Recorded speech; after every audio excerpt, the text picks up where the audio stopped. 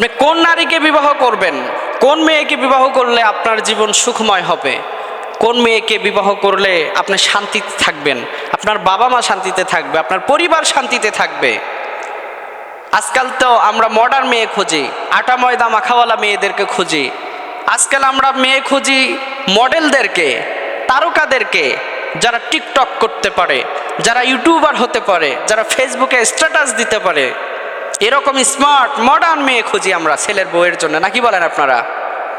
কিন্তু যদি আল্লাহ এবং তার রাসূলের বিধান অনুযায়ী মেয়ে খোঁজেন, আপনার ছেলের জন্য যদি উপযুক্ত একটা বৌমা খোঁজেন, আর যুবকেরা যদি উপযুক্ত এবং শান্তিপূর্ণভাবে বসবাস করার জন্য একজন আদর্শবান চরিত্রবান নারী খোঁজেন, তাহলে আপনাকে কোরআন হাদিসের দিকে ফিরে আসতে হবে।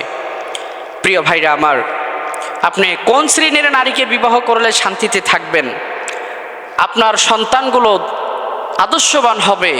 হযরত আবু সাঈদ খুদরি রাদিয়াল্লাহু তাআলা আনহু বলেন, রাসূলুল্লাহ সাল্লাল্লাহু আলাইহি ওয়াসাল্লাম বলেছেন, নারীদেরকে তোমরা বিবাহ করে থাকো তিনটি কারণে। কয়টি কারণ? তিনটি কারণ।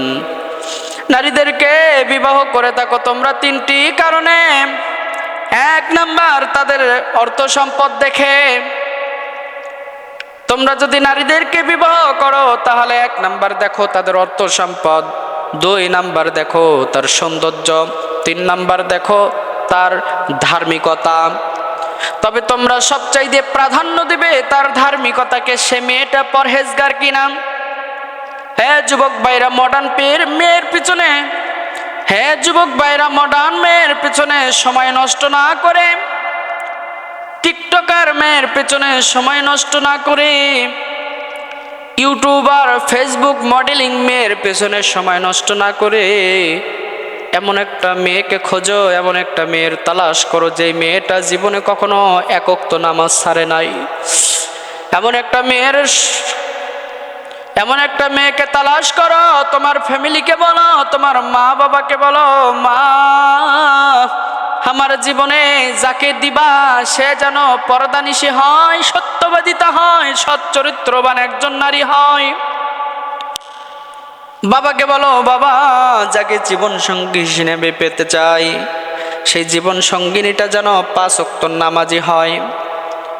আমি যদি নামাজের জন্য অলসতা করি, আমারে যেন পানি ছিটিয়ে দিয়ে হলেও আমাকে বিছানা থেকে উঠিয়ে ফজরের নামাজের জন্য মসজিদে পাঠায়। হে যুবক ভাইরা, যুবক ভাইরা, মডেল মেয়ের পিছনে ছুটে লাভ নাই। দুনিয়াতে দিনদারিত্ব হারাবা, দুনিয়াতে জাহান্নামের কাজকর্মে পড়ে থাকবা, আখেরাতেও তুমি ধ্বংসের দ্বার প্রান্তে পৌঁছে যাবা যদি তুমি মডেল, টিকটকার আর বিধর্মী আর বেহায়াপনা কোনো নারীকে পছন্দ করে থাকো।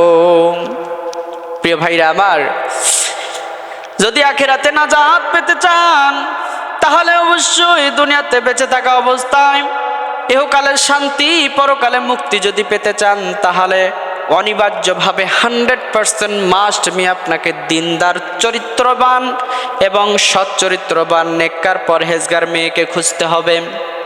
ভাববেন আছে কোথায়, পাবো কোথায়?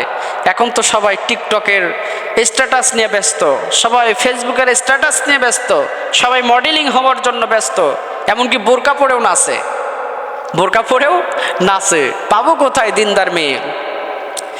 আল্লাহ রাব্বুল আমিন কোরআনুল কারীমের মধ্যে বলেছেন, মুমিন পুরুষ মুমিন নারীর জন্য, মুমিন নারী মুমিন পুরুষের জন্য। যেহেতু আল্লাহ কোরআনে বলেছেন, হে যুবক ভাইরা, তুমি যদি ভালো হয়ে থাকো, তুমি যদি নামাজি হয়ে থাকো, তুমি যদি পর্দা করে থাকো, তুমি যদি আল্লাহর হুকুমের গোলাম হয়ে থাকো, মনে রাখো তোমার জন্য আল্লাহ তাআলা এমন একজন নারী সেট করে রেখেছেন, এমন একজন মেয়েকে তোমার জন্য প্রস্তুত করে রেখেছেন যে তোমার সংসারে আসলে তোমার সংসারে আল্লাহ বরকত দান করে দেবে, যে তোমার সংসারে আসলে তোমার সন্তানটা আদর্শবান হবে, যে তোমার সংসারে আসলে তোমার সন্তানের সংসারে শান্তি ফিরে আসবে, যে তোমার সংসারে আসলে তোমার মা বাবার আত্মাটা শান্তি পাবে। যুবক ভাইরা রে, এই জন্য দুনিয়াতে মা বাবার অবাধ্য হয়ে প্রেম ভালোবাসা করে বেপরদা নারীকে বিবাহ করো না। খবরদার, মা বাবা যদি অসন্তুষ্ট হয়ে যায় আল্লাহ সন্তুষ্ট হবে, মা বাবা যদি সন্তুষ্ট থাকে আল্লাহ সন্তুষ্ট থাকবে। তাই মা বাবার অবাধ্য হয়ে কখনো বেপরদা, বেহায়াপনা, মডেল কোনো নারীকে বিবাহ করো না। মা বাবার অনুমতি ক্রমে চরিত্রবান একজন মেয়ে দেখে পর্দানিশী 5 ওয়াক্ত নামাজি, যে রমজান মাসের সিয়াম পালন করে, সত্য কথা বলে, একজন সুশিক্ষিত নারীকে বিবাহ করুন। ইহকালীন পরকালীন উভয় জগতে আল্লাহ তাআলা তোমার মর্যাদা বৃদ্ধি করে দেবে। আর যদি তা না করেন তাহলে ওই যে আদ-দাহিসু লা ইয়াদখুলুল জান্নাহ, দাইস কখনো জান্নাতে যাবে না। দাইস কারা? যারা নারীদেরকে বেপরদার সুযোগ করে দেয়। আজকে কাফল ব্লগার বেরাইছে, কাফল ভিডিও বানায়, আপনারা দেখেছেন? কাফল ব্লগার স্বামী স্ত্রী 2জন মিলে মারামারি করে এই ভিডিও ছাড়ে, স্বামী স্ত্রী 2জন মিলে ভিডিও বানায়, স্ত্রীও বেপরদা স্বামীও বেপরদা। ওই যে মানি, টাকা ইনকামের জন্য আজকে তারা চরিত্রগুলোকে বিলীন করে দিচ্ছে, বেপরদায় নিজেকে সঁপে দিচ্ছে, কিন্তু তারা বুঝতেছে না এটা তাদের জাহান্নামের যাওয়ার অন্যতম একটি মাধ্যম হয়ে পড়েছে। প্রিয় ভাইরা আমার, আল্লাহ তাআলা আমাদেরকে সঠিক বুঝ দান করুন, আমিন।